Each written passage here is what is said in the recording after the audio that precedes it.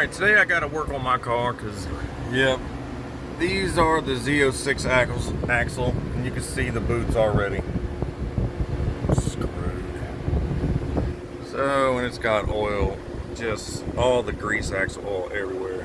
Now I changed this side already, cleaned it up. That's the one with the brake line, put a new brake line in it. See, she's up out the way.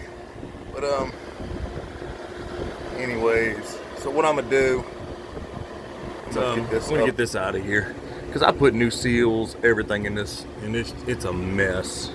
So I'm gonna get it off, get it cleaned up. Okay, I got it off. I'm gonna raise her up a little bit. She's just, you can see she's a little too low. I think inside. This right here is what happened when I first did my tires. I didn't have my spacers on.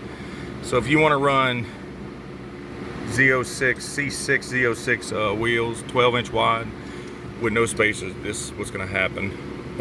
Now this is going to be on stock suspension, you know. Put the Neomax on it.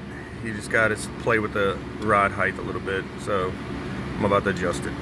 Tap up on here, y'all, with a screwdriver, and it'll pop out. It's not, you ain't got to fight it. Okay, when you do this, just put your little screwdriver in there.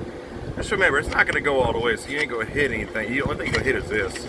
But get you a stubby screwdriver and tap it with your little hammer, and she'll pop right on out. You don't have to, you can see how she comes out. And I'll show you what it looks like when they're out. Alright, this is what I'm talking about. This just, inside of here, breaks. See? You can see where, well, in comparison, this happened to 5 axles of the Z06. Okay, here you go. This is the difference between the two. Well, anyway, let me get the new one in. Get this sucker back on the road.